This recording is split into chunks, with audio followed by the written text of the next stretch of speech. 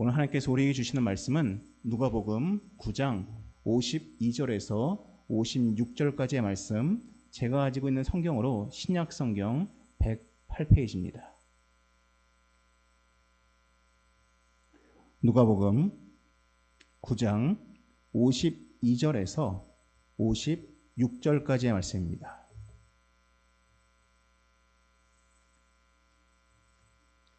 누가복음 9장 52절에서 56절까지의 말씀 제가 읽겠습니다. 사자들을 앞서 보내심에 그들이 가서 예수를 위하여 준비하려고 사마리아인의 한 마을에 들어갔더니 예수께서 예루살렘을 향하여 가시기 때문에 그들이 받아들이지 아니하는지라. 제자 야고보와 요한이 이를 보고 이르되 주여 우리가 불을 명하여 하늘로부터 내려 저들을 멸하라 하기를 원하시나이까. 예수께서 돌아보시며 꾸짖으시고 함께 다른 마을로 가시니라. 아멘. 여러분, 이제 성령의 열매 시리즈도 이제 막바지에 다다르고 있습니다. 이 9개의 열매 가운데 오늘은 8번째 열매 온유입니다. 앞에도 보시다시피 이 온유라는 이 단어는 헬라어로 이 프라우테스라고 이야기를 합니다. 사실 이 온유라는 성품은 아마 여러분 가운데 이것이 무엇인지 썩 이해하기 어려운 분들은 없을 것입니다. 우리나라 말 온유는 따뜻할 온에 부드러운 유를 썼습니다.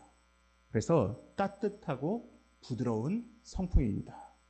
그래서 우리 사전에 보면은 성격, 태도가 온화하고 부드럽다라고 되어 있습니다. 그런데 이 성경에 나오는 이 온유라는 성품, 이 온유라는 열매에 대해서 일반적으로 가지고 있는 두 가지의 오해가 있습니다. 첫 번째 오해는 무엇이냐? 이 온유를 때로는 무기력함, 때로는 연약함으로 오해하시는 분들이 있습니다. 온유, 따뜻하고 부드러움이라고 하니까 그냥 무기력한 자, 혹은 그냥 연약한 자를 온유한 자라고 말하는 것이라고 오해하시는 분들이 있습니다. 근데 여러분, 온유는 절제된 성품이지 무력한 성품을 말하는 것이 결코 아닙니다. 아마 요즘 로봇에 대한 뉴스를 많이 접하고 계실 것입니다. 수년 전만 해도 로봇계에 대한 뉴스는 종종 나왔지만은 인간의 모습을 한 휴머노이드의 로봇은 사실 수년 전만 해도 쉽게 접하지 못했지만은 아마 요즘 여러분들은 뉴스에서 이런 휴머노이드 영상들을 많이 보셨을 것입니다. 3개월 전쯤에 한 AI 업체에서 휴머노이드 2대의 모습을 촬영해서 업로드한 적이 있습니다. 많은 과학자들이 이 로봇이 하는 모습을 보고서는 깜짝 놀랐습니다. 이유가 있습니다. 이 로봇 2대가 서 있습니다. 그럼 사람이 마트에서 장을 본 그 장바구니를 그 로봇 2대 앞에 놓았습니다. 그리고 그 안에 있는 물건들을 쫙 펼쳐놨습니다. 거기에는 우유를 비롯해서 여러 식품들이 놓여 있었습니다. 그리고 그 사온 사람이 로봇들에게 명령을 합니다. 이걸 잘 정리해서 냉장고에 분류해줘 라고 이야기를 하였습니다. 그럴 땐 로봇 2대가 그 앞에 놓여 있는 식품들을 가지고 어떤 건 냉동실에, 어떤 건 냉장실에 넣는 모습을 보여줬습니다. 아마 여러분들이 생각하시기에는 뭐 이게 그렇게 어려운 일인가라는 생각을 하실 수 있습니다. 그런데 이 로봇 전문가들은 여기에 굉장히 중요한 2가지 기술이 들어가 있다고 이야기합니다. 그게 무엇이냐? 로봇들이 그 앞에 놓여있는 여러 식품들을 보고서는 먼저 관찰하여서 인지합니다. 이건 어떤 것이구나, 이건 어떤 것이구나라는 인지를 합니다. 이거를 AI 기능으로 인지한다고 합니다. 근데 여기에서 중요한 로봇의 2가지 기술이 들어가야 됩니다. 첫 번째가 무엇이냐? 아마 여러분들에게 이 컵을 드십시오라고 이야기하면은 아마 여러분들 큰 생각 없이 그냥 손가락을 뻗쳐서 드시면 됩니다. 근데 여러분, 이 컵을 들기 위해서는 엄지손가락부터 새끼손가락까지 모든 손가락이 똑같은 힘을 주진 않습니다. 이 컵을 주기 위해서는 쥐기 위해서는 5개의 손가락이 적절한 압력을 어떻게 줘야 하는지 감지를 해야 됩니다. 그래서 이러한 로봇이 물건을 들 때 어려운 이유는 이 물건이 얼마만큼의 힘을 줘야 들 수 있는가에 대한 이 감지하는 능력이 굉장히 어려운 기술이라고 합니다. 그래서 이 감지 센서가 굉장히 비싸다고 합니다. 근데 감지보다 더 어려운 게 있습니다. 감지는 했지만은 더 중요한 거는 실제로 모터의 힘을 가지고 여기다가 힘을 줘야 됩니다. 5개의 손가락에다가 각각의 다른 힘들을 줘야만 이 컵을 들 수가 있습니다. 그래서 여기에 들어가는 두 번째 기술이 바로 힘을 조절하는 토크 센서라는 것이 들어간다고 합니다. 그래서 이 감지 센서와 토크 센서가 로봇이 물건을 짓는 데 있어서 굉장히 중요한 기술이라고 합니다. 그래서 여러분들 토크 센서의 경우에는 하나의 가격이 무려 1,000만 원이 넘는다라고 이야기를 합니다. 로봇이 힘이 너무 많습니다. 힘이 너무 셉니다. 근데 적절하게 감지하지 않고 힘을 조절하지 못하면 막 계란 딱 잡았을 때 계란 터져버리고 우유팩 잡았을 때 그냥 터져버릴 수가 있는 것입니다. 각각의 물체에 따라서 얼마만큼의 힘을 줄지를 판단하고 또한 힘을 조절하는 것이 로봇이 물건을 짚는 가장 큰 어려운 기술이라고 합니다. 그럼 이것이 흡사 온유와도 같은 것입니다. 온유가 무엇인지 아십니까? 나의 힘을 어디에 쓸지를 분별하여서 힘을 조절하는 것이 온유입니다. 힘이 없는 것을 말하는 것이 온유가 아닙니다. 내가 힘이 있는데, 내가 능력이 있는데 대상에 따라서 혹은 상황에 따라서 내가 얼마만큼을 쓸지를 온전하게 조절하는 것이 바로 온유라는 것입니다. 이걸 잘 보여주는 분이 계십니다. 바로 예수님입니다. 성경에 주님께서 이런 말씀을 직접 하신 적이 있습니다. 나는 마음이 온유하고 겸손하니 나의 멍에를 베고 내게 배우라라고 말씀하신 적이 있습니다.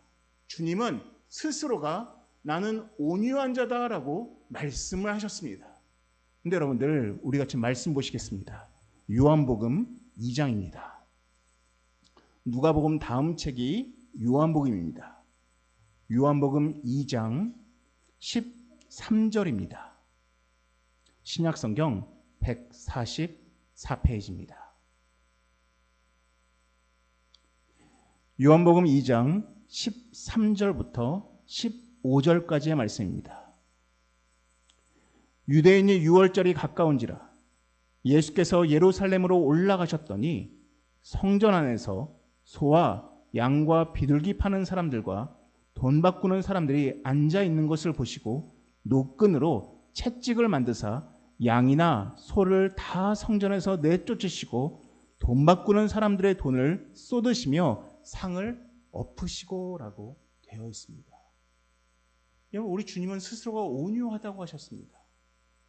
우리가 생각하는 온유라고 하면은 이렇게 행동해서는 안 됩니다. 내 주님은 스스로가 온유하다고 말씀하셨지만은 이런 행동을 하고 계십니다. 주님이 왜 이렇게 하십니까? 그 당시에 성전에 들어가기 위해서는 많은 사람들이 하나님께 제물을 바치고 싶어서 각자가 준비한 소와 양과 제물이 있었습니다.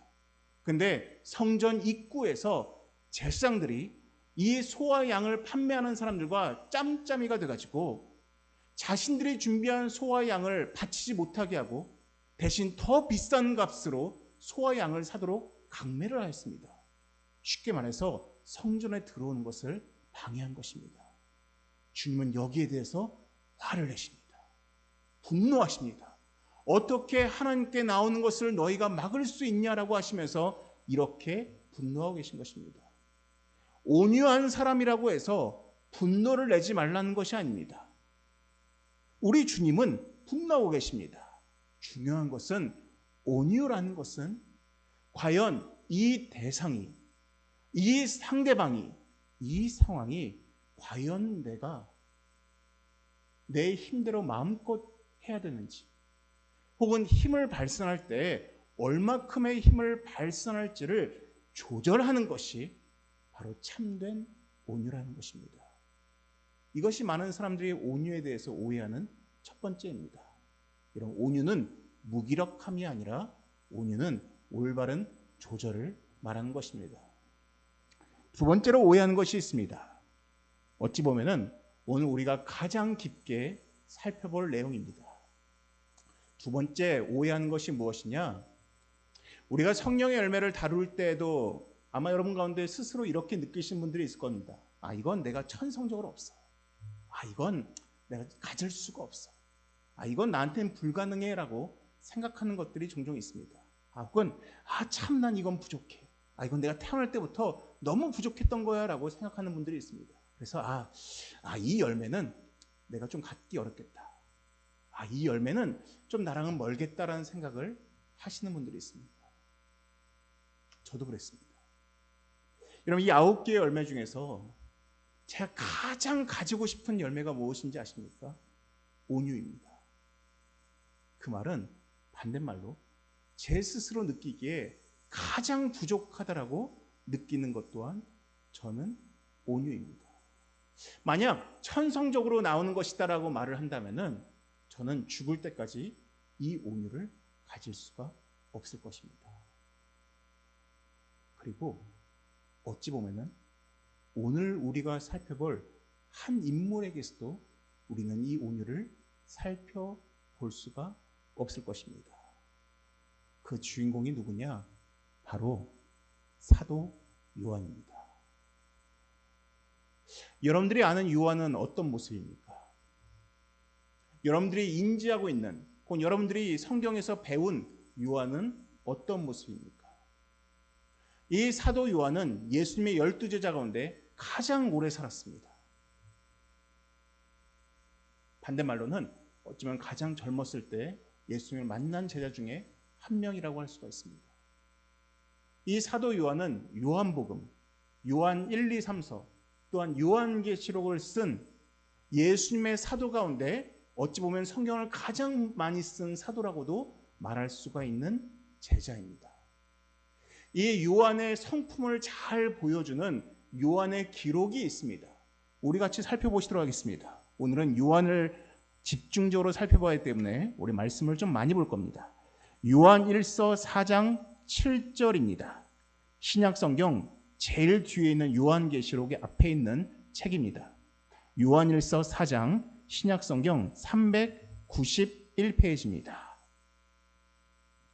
요한 1서 4장 7절입니다. 신약성경 391페이지입니다. 4장 7절에서 11절까지의 말씀입니다. 4장 7절에서 11절까지의 말씀 제가 읽겠습니다. 사랑하는 자들아, 우리가 서로 사랑하자.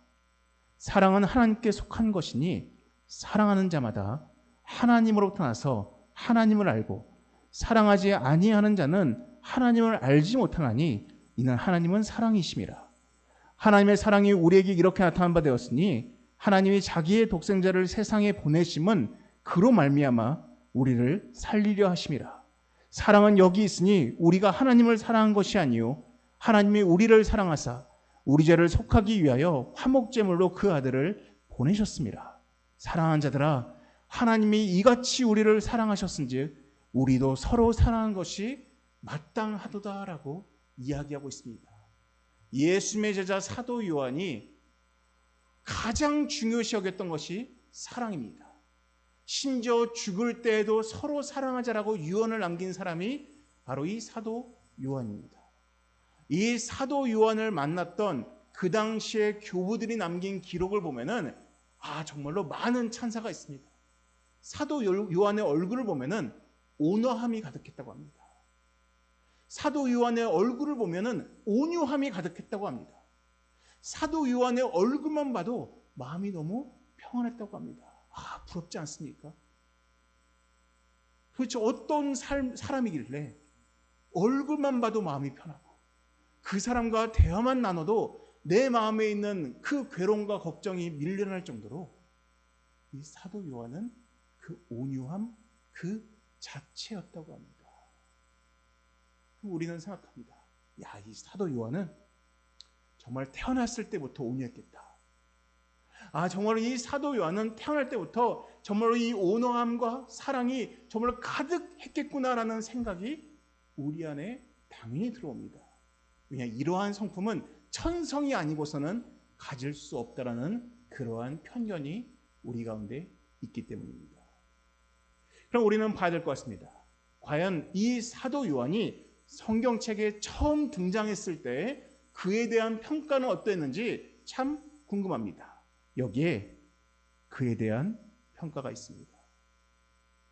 마가복음 3장 17절입니다. 제가 읽겠습니다. 또 세베대의 아들 야고보와 야고보의 형제 요한이니, 사도 요한을 말합니다. 아까 봤던 요한 1서를 쓴 사람입니다.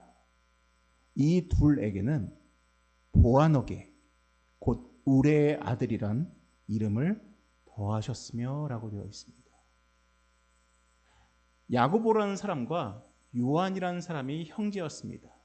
이 요한이 훗날 요한 1서와 계시록을 쓴 사도 요한입니다. 이 장면은 주님께서 12제를 처음 택하실 때의 장면입니다. 주님이 야고보와 요한을 딱 보자마자 그 두 명에게 별명을 붙이십니다. 그게 뭡니까? 보아너게입니다.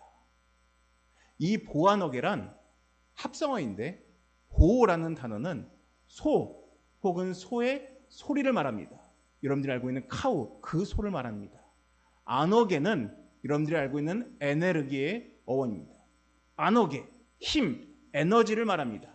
그래서 이 보아너게의 원래의 직역은 소의 울음소리, 다른 말로는 자신의 성격대로 막 지르는 사람을 의미합니다.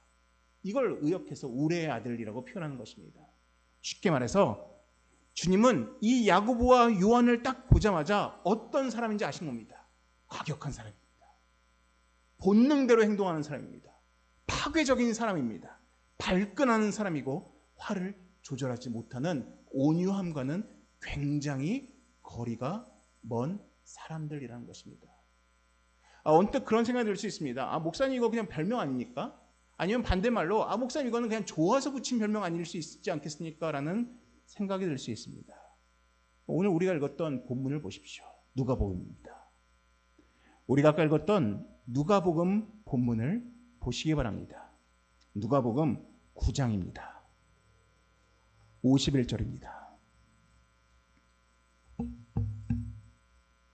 누가복음 9장 51절을 보시면 주님께서 예루살렘이란 동네로 향해서 걸어가고 계셨습니다. 근데 그 중간에 사마리아라는 사마리아 사람들이 사는 마을을 거치게 되었습니다. 이 사마리아 사람이라는 것은 순수 유대 혈통이 아니라 유대 혈통과 이방인의 혈통이 섞인 민족을 이야기합니다. 그래서 순수 유대 혈통을 가진 유대인과 사마리아인들은 서로 사이가 안 좋았습니다. 근데 예수님과 제자들이 예루살렘으로 가기 위해서 사마리아인의 마을에 들르니까 사마리아 사람들이 예수와 제자들을 반기지 않은 것입니다. 그래서 53절에 보시면은 그들이 받아들이지 아니하였다라고 되어 있습니다. 사마리아 사람들이 예수와 제자들을 환대하지 않았습니다. 심지어 머물 곳도 주지 않았습니다. 자, 이때 힘 조절을 하지 못하는 두 사람이 딱 등장합니다. 그게 누굽니까? 바로 보아너게라는 별명을 가진 야고보와 요한입니다. 이 야고보와 요한이 이 얘기합니다. 54절입니다. 주여, 우리가 불을 명해서 하늘로부터 내려 저들을 멸하려 하기를 원하시나이까? 라고 이야기합니다. 여러분, 보아너게라는 별명은 그냥 좋은 의미의 별명이 아니었음을 이걸 통해서 다시 한번 확인할 수가 있습니다. 성격이 속된 말로 더럽습니다. 화가 많습니다. 그냥 분노 조절 장애같이 보입니다. 머물 곳을 주지 않았다고 해서 어떻게 주님 불을 내려서 저들을 다 멸하시겠습니까? 라고 요청할 수가 있겠습니까? 그런데 이 야고보와 요한은 주님께 이러한 요청을 하고 있습니다. 그래서 55절에 주님이 발끈하십니다. 돌아보시며 꾸짖으십니다. 도대체 무슨 말을 하는 거냐? 야, 머물 곳을 주지 않았다고 해서 불을 내려 명한다는 게 말이 됐냐라고 꾸짖으십니다. 여러분들 아마 방금 우리가 보았던 보아노게라는 별명과 지금 이 본문을 모른 채로 아마 여러분 가운데 많은 분들은 요한은 원래 좋은 성품의 소유자인 거야. 요한은 원래 사랑이 많을 거야 라고 아셨던 분들이 이 본문을 보고는 좀 놀라셨을 겁니다. 아니었네. 요한이 원래 온유한 사람이 아니었네. 원래 요한이 원래는 약간 소위 분노조절장애처럼 그 마음을 잘 조절하지 못하는 사람이었네라는 생각이 드실 겁니다. 그럼 우린 여기서 생각해봐야 됩니다. 어떻게 요한은 이러한 본래의 성품을 소유하고 있었는데 어떻게 그렇게 온유한 사람이 되었겠습니까? 우리가 그 과정을 보게 된다면 우리에게도 소망이 있을 것입니다.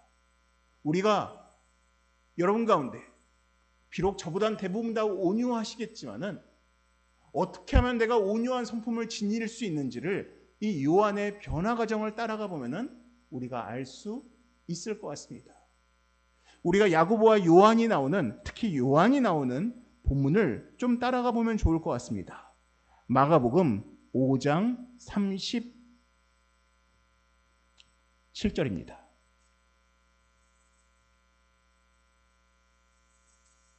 마가복음 9장 2절입니다. 마가복음 5장 37절입니다. 죄송합니다. 마가복음 5장 37절입니다.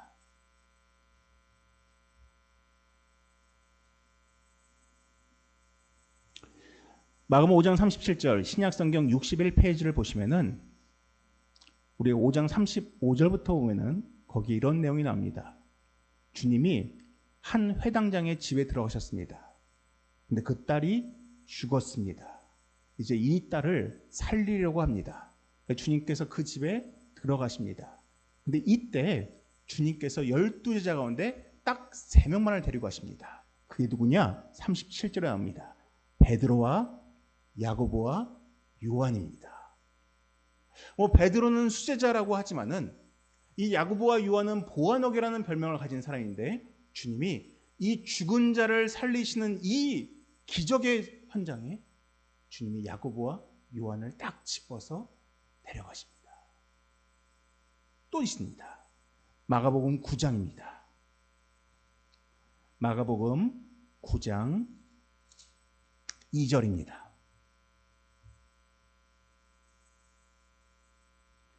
마가복음 9장 2절을 보시면은 9장 2절에 이 마가복음 9장에 나오는 이 사건은 변화산 사건이라고 이야기합니다. 주님이 산에서 어떤 사람의 모습이 아닌 다른 모습으로 변하는 모습이 보입니다.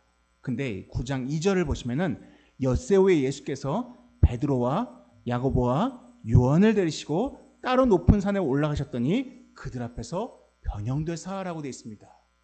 이 놀라운 예수님의 변화를 보이는 이 사건에서도 주님은 수제자 말고 딱 보아노게의 별명을 가진 야고보와 요한만 콕 집어서 데려가십니다. 이것만 있는 줄 아십니까? 14장을 보시겠습니다. 마가복음 14장 32절입니다. 32절.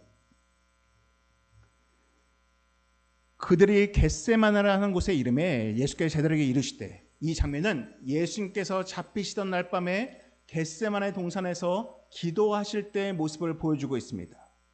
32절. 내가 기도할 동안에 너희는 여기 앉아 있으라 하시고 또 누굴 데려가십니까? 베드로와 야고보와 요한을 딱 데리고 가십니다.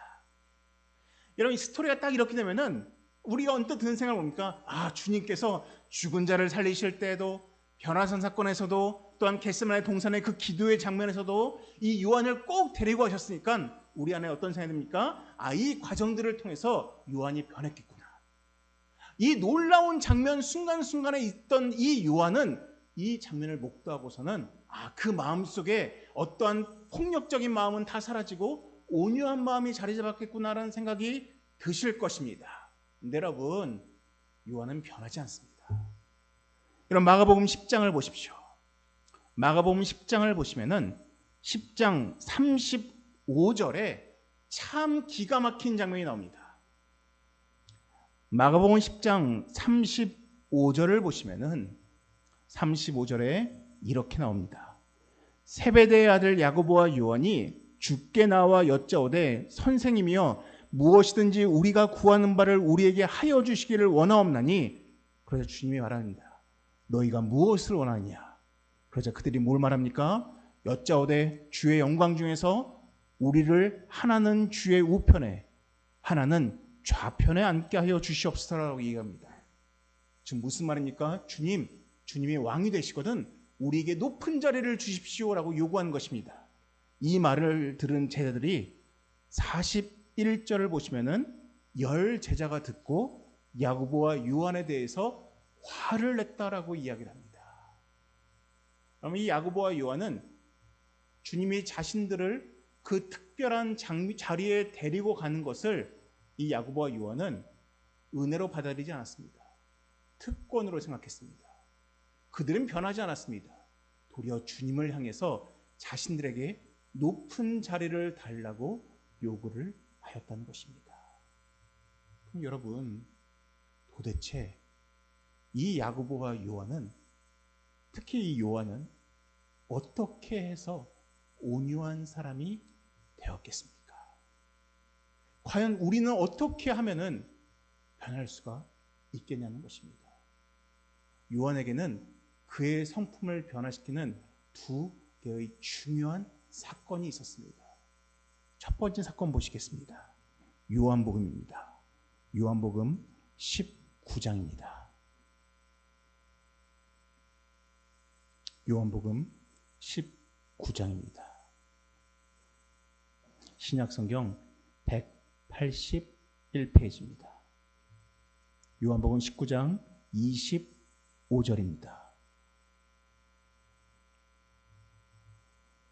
요한복음 19장 25절에서 말씀 제가 읽겠습니다. 예수의 십자가 곁에는 그 어머니와 이모와 글로바의 아내 마리아와 막달라 마리아가 섰는지라. 예수께서 자기의 어머니와 사랑하시는 제자가, 여기 나오는 사랑하시는 제자는 사도 요한을 지칭합니다. 제자가 곁에 서 있는 것을 보시고 자기 어머니께 말씀하시되 여자여 보소서 아들이니이다 하시고 또 그 제자에게 이르시되 보라 내 어머니라 하신대 그때부터 그 제자가 자기 집에 모시니라. 아멘. 여러분, 사도 요한의 성품을 변화시킬 수 있던 가장 중요한 첫 번째 사건이 바로 예수님의 십자가 죽음의 모습이었습니다. 12제자 가운데서 예수님이 십자가 달리실 때 곁에 있던 유일한 사도는 사도 요한밖에 없었습니다. 남은 사람들은 다 도망갔습니다. 네, 사도 요한만이 십자가 곁을 지키고 있었습니다. 주님이 십자가상에서 피 흘리시는 모습, 주님께서 십자가에서 고난당하시는 모습, 주님께서 십자가에서 정말로 무력하게 고통당하시는 모습을 사도 요한이 곁에서 목도하였습니다. 그 예수님의 참혹한 모습을, 고통당하는 모습을 곁에서 본 유일한 사도는 요한밖에 없었습니다. 다른 사도는 죽었다는 사실은 알고 있었지만은 어떠한 과정 가운데서 고통을 내뿜고 있는지는 어느 누구도 보지 못했습니다. 오직 사도 요한만 보았습니다. 그리고 사도 요한은 3일 후에 예수님이 부활하신 모습을 또한 보았습니다. 주님은 그 예수님의 십자가에서의 그 무력한 모습이 힘이 없음이 아니라 도리어 예수님께서 온유한 자로서 우리를 위해서 대신 고통당하고 있음을 그는 직접 목도한 것입니다. 그래서 아까 우리가 읽었던 요한일서 4장에 무엇라 말씀하십니까? 사도 요한이 뭐라고 말씀합니까? 주께서 우리를 사랑하신 것처럼이라고 말할 수가 있는 이유는 예수님의 죽음을 유일하게 본 사도 요한이기 때문입니다. 요한은 예수님의 고통을 보았습니다. 예수님이 부활하신 것 또한 사도 요한은 보았습니다. 그는 예수님의 온유가 무엇인지를 직접 경험한 사람이었습니다. 그러니 그는 깨달을 수밖에 없습니다.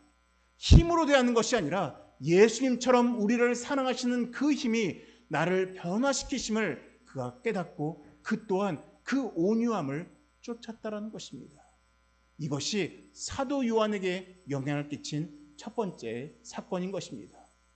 여러분, 우리가 온유함을 지니기 위해서 우리에게 필요한 것이 무엇인지 아십니까? 예수님께서 나를 얼마나 용납하셨는지를 깨닫는 것입니다. 나의 부족함을 얼마나 주님께서 용인하고 계신지를 깨닫는 것입니다. 이 깨달음이 많으면 많을수록 우리는 온유한 사람이 될 수가 있습니다. 하지만 나는 스스로 잘났다 여기면서 난 용납받을 것이 없다 여기는 사람들은 온유함을 지닐 수가 없는 것입니다. 이게 첫 번째 사건입니다. 두 번째 사건이 있습니다. 우리 요한복음 다음 책이 사도행전인데 우리 사도행전 12장 2절의 말씀입니다. 사도행전 12장 1절과 2절입니다. 12장 1절과 2절입니다. 그때 헤롯 왕이 손을 들어 교회 중에서 몇 사람을 해하려 하여 요한의 형제 야고보를 칼로 죽이니 유대인들이 이 일을 기뻐하는 것을 보고 베드로도 잡으려 할세 때는 무교절이라. 아멘. 여러분들, 여기 나오는 2절의 야고보가 사도 요한의 형제였습니다. 보아너게라는 별명을 가진 자신의 형이었습니다. 근데 이 사도 요한에게 고난의 순간이 도래합니다. 자신의 형, 12사도 가운데 최초의 순교자인 바로 야고보가 순교를 당한 것이었습니다. 근데 이때 베드로 또한 감옥에 갇히게 됩니다. 고난이라는 것을 경험하게 됩니다. 이 사도 요한이 이 어려움의 때에 고난을 경험하게 됩니다. 자신의 가족이 순교당함을 그가 목도하게 된 것입니다. 근데 여러분들 24절을 보십시오. 최초의 야고보, 제자의 순교자인 야고보가 죽음을 당하고 또한 베드로도 감옥에 갇혔는데 12장 24절에 이 어려움의 때가 끝나고 나서 그 과정 가운데 24절에 이러한 말씀이 있습니다. 하나님의 말씀은 흥왕하여 더하더라 라고 되어 있습니다. 우리의 인간적 시선으로는 고통을 만나면 힘이 들어야 되고 고난을 당하면 어려움을 만나게 되면 주눅들게 되고 더 이상 어떠한 힘도 쓸 수 없는 게 일반인데 요한은 자신의 형 야고보가 죽고 베드로가 감옥에 갇혔음에도 불구하고 이 하나님의 말씀이 더 힘을 얻고 점점 흥하는 것을 보게 되면서 그는 분명 깨닫게 됐다고 이해합니다. 뭐냐? 고난이 나를 죽일 수가 없구나. 고통이 우리를 죽일 수가 없구나. 이 고난과 고통이 우리를 죽이는 것이 아니라 도리어 우리가 고난과 고통을 통해서 더욱 흥왕을 이룰 수 있구나라는 것을 요한이 깨닫게 되었다는 것입니다. 이게 왜 중요한지 아십니까? 그럼 아까 말씀드렸던 앞에 나오는 온유라는 이 단어가 헬라어로 프라우테스라고 이야기를 합니다. 근데 이 프라우테스라는 이 헬라어의 어원을 살펴보면은 세 가지의 의미가 있습니다. 첫 번째로는 사물을 대상으로 이야기할 때는 어떤 의미를 갖고 있냐? 진정되다라는 의미를 갖고 있습니다. 그게 무슨 말이냐? 제가 심한 감기에 걸렸습니다. 그래서 열이 38도, 39도까지 오릅니다. 근데 이 38도, 39도의 열이 점점 내려앉아서 36.5도까지 딱 내려옵니다. 그때 쓰는 헬라어가 프라우테스입니다. 열이 좀 잠잠해졌다, 진정되었다라고 표현하는 것입니다. 동물한테 쓸 때도 있습니다. 동물한테도 프라우테스라는 단어를 쓸 수가 있습니다. 그런 어떤 것이냐? 잘 길들여지지 않은 야생마가 있습니다. 근데 이 야생마가 막 자기 멋대로 막 뛰어다닙니다. 그래서 이 야생마를 길들여야 됩니다. 참고로 미국에서는 어떻게 야생마를 길들이는지 아십니까? 정말 사람 말을 잘 안 듣는 야생마가 있으면은 이 야생마의 목에다가 줄을 매답니다. 그리고 이 줄을 또 다른 누구한테 매다느냐? 이 어린 나귀의 목에다가 이 줄을 매단다고 합니다. 그럼 이 야생마가 막 자기 멋대로 뛰어다니면서 이 어린 나귀를 막 끌고 다닙니다. 근데 점점 나귀를 끌고 다니는 것이 점점 힘이 들면은 이 야생마가 더 이상 날뛰지 않는다고 합니다. 이 야생마가 점점 순해집니다. 이때 쓰는 표현이 바로 프라우테스입니다. 그래서 사람들이 생각한 것입니다. 그래, 인간도 마찬가지다. 인간도 그 야생마에게 같이 묶여진 나귀처럼 사람도 때로는 연단을 당하고 때로는 고통을 당하고 때로는 하나님께 훈련을 당하면서 그 성품이 길들여지는 것이다 라고 생각하게 된 것입니다. 그래서 사람을 향해서 프라우테스라는 단어를 쓸 때는 그 의미가 바로 온유라는 의미로 사용을 한다라는 것입니다. 그러면 사도 요한은 십자가 곁에서 예수의 죽음을 목도함을 통해서 또한 사도 요한은 비록 자신의 형이 순교당하는 그러한 고통을 경험했지만 그 고통 가운데 역사하시는 하나님을 경험하면서 그의 성품이 점점 다름받게 되고 그가 점점 온유한 성품으로 바뀌었다는 것을 우리가 말씀을 통해서 살펴볼 수가 있는 것입니다. 여러분들이 때로는 살면서 여러분들이 원치 않는 어려움의 순간을 겪을 수가 있습니다. 나의 잘못 때문도 아니고 어떠한 문제 때문이 아니라 어떤 연단의 과정에서 우리가 훈련받을 수가 있습니다. 하지만 이 연단은 우리에게 괴로움을 얹어주는 것이 아니라 도리어 우리로 하여금 성품의 광야로 들어가게 돼가지고 그 훈련의 광야에서 우리로 하여금 온유라는 성품을 지니도록 우리를 도와준다는 것입니다. 그러므로 사랑하는 성도 여러분, 이 사도 요한이 보아너게에서 온유의 아이콘으로 바뀌었던 것처럼 여러분들이 어떠한 본래의 성품을 가지고 있든지 상관없이 이 요한처럼 예수의 은혜를 직접 경험하고 또한 여러분들의 삶에서의 여러 연단들을 통해서 그 온유한 성품을 지닐 수 있는 주의 자녀들 되시기를 주님의 이름으로 축원합니다. 기도하시겠습니다. 사랑하신 하나님 아버지, 참으로 우리 안에도 참으로 쉽게 다름받지 않는, 또한 잘 다뤄지지 않는, 때로는 잘 조절되지 않는 그런 많은 영역들이 있습니다.